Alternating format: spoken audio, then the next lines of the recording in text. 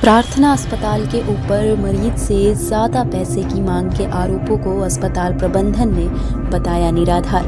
नहीं मांगी गई ज़्यादा राशि।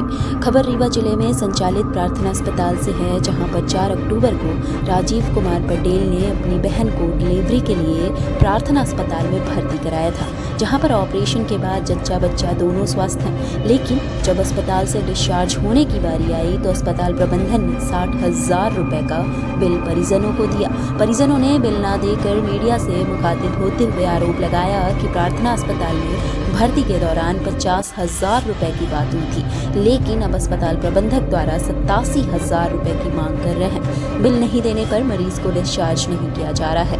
इस संबंध में प्रार्थना अस्पताल के संचालक ने बताया कि सिर्फ 60,000 रुपये का बिल बना है। यहाँ से कोई 87,000 रुपये की मांग नहीं की गई, ना ही मरीज को बंधक या परेशान किया गया है। जो भी आरोप लगे हैं मिथ्या या निराधार है। आइए सुनाते हैं कि अस्पताल प्रबंधन ने क्या कहा। अब ये क्या नाम है आपका? कहाँ से आना है? मोगन से क्या ये इसमें 50 में बात हुई थी, रात की बात ले आए 45 में थे, रात की बात 50 क्या 45 डिलीवरी थी 45,000 45 बात थी और रात होने की वजह से 50 ये बोले कि हम लोग नहीं थे, बोले क्लियर हो जाएगा। तो डिलीवरी तो हो गई, क्लियर तो सब बाहर आ गए, हम घर चले गए तो मेरा आदमी तो वो भी घर चला गया, ये बस थे। इसके बाद वो ICU वार्ड में ले गए। ICU वार्ड के बाद कहते हैं कि नहीं ये बहुत ज़्यादा एक्स्ट्रा चार्ज लगेगा। उसने पूछ नहीं हमसे, पूछ लेते कि भाई हमारी पास पैसा है, कुछ चार्ज के लिए नहीं है तो हम करवाते नहीं करवाते, ले गए बस हो गए। अगर चार्ज डिस्चार्ज नहीं कर रहे हैं, बोल रहे हैं कि पैसा पूरा भरो, हमारे पास नहीं है, पैसे भी हमारे पास। आप आइए। क्या नाम है आपका? राजीव कुमार पटेल। किसको एडमिट किए यहाँ पे? मेरी बहन है। बहन है। क्या समस्या हो रही है बताइए। कुछ नहीं सर, बस अपना बजट 50 का था, उसके बाद ये अभी 87,000 रुपये मांग रहे हैं। मेरा नाम डॉक्टर विनोद सिंह सेंगर है। मैं इस हॉस्पिटल का डायरेक्टर हूँ, प्लस कंसल्टेंट एंड फिजियोलॉजिस्ट।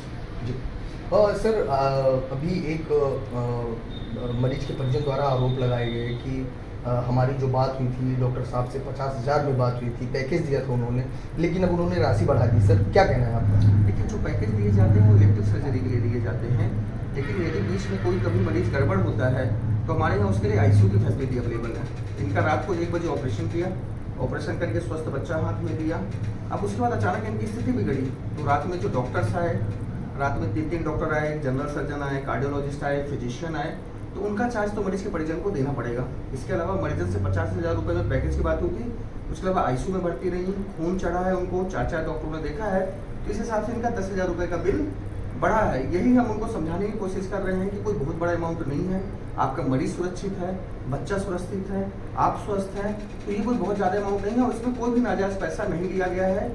जिस डॉक्टर ने विजिट करने आए हैं उन्हीं का चार्ज लिया गया है, कोई भी नाजायज बढ़ा करके बिल हमारे द्वारा नहीं दिया गया है मरीज के परिजन को। जी, यहाँ तक सर आरोप लगाए गए कि 35,000 जो बकाया पैसा उसके लिए जो है तो मरीज को किडनैप टाइप कर लिया गया, ऐसे आरोप लगाए गए। जी देखिए, जहाँ तक मैं डॉक्टरी प्रोफेशन की बात करता हूँ, डॉक्टरी प्रोफेशन में इस तरीके की यहाँ तो क्या पूरे भारत देश में मैंने वारदात नहीं दी है।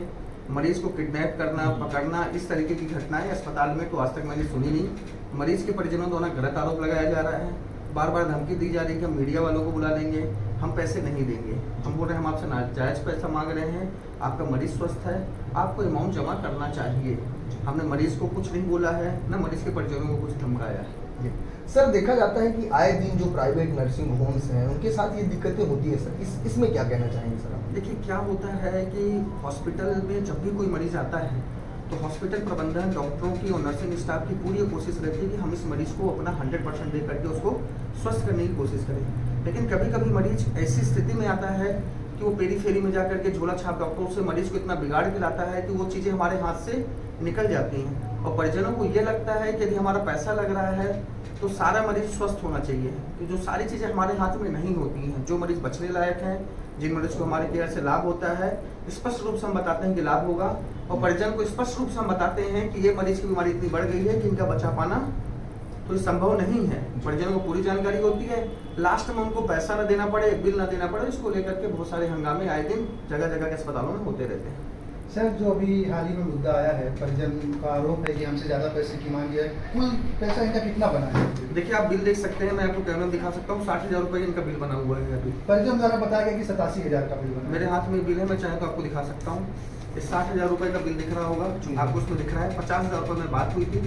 इसके अलावा सिर्फ 60,000 रुपये परिजन से लिए गए हैं। इसके अलावा एक भी रुपये परिजन को नहीं लिया गया है। परिजन द्वारा क्या पूरा पैसा जमा कर दिया गया है? परिजन द्वारा भी मैं स्थिति चेक कर रहा हूँ, हो सकता है रिसेप्शन में पैसा जमा हो। अभी मुझे इसकी जानकारी नहीं है कि उन्होंने पैसा जमा किया है कि नहीं। और ये बंधक बनाने वाली जो बात है मरीज को, सर, ये कहाँ तक से? मरीज को बंधक कौन बनाएगा? हमारे यहाँ नर्सिंग स्टाफ है, डॉक्टर्स हैं, कंसल्टेंट हैं। इसमें से कोई भी क्रिमिनल बैकग्राउंड का तो है नहीं कि जो बंधक बनाए। मरीज को बंधक कहाँ बनाएंगे? मरीज बाकायदा अपने बेड पे लेटा हुआ है, बाकायदा शाम की चाय पी रहा है। कंडीशन कैसी है मरीज? मरीज पूर्ण रूप से स्वस्थ है, बच्चा स्वस्थ है। मरीज अभी भी आप जाके देख सकते हैं कि अपने बेड पे लेटा हुआ है, बढ़िया शाम की चाय आ गई है, चाय पी रहा है।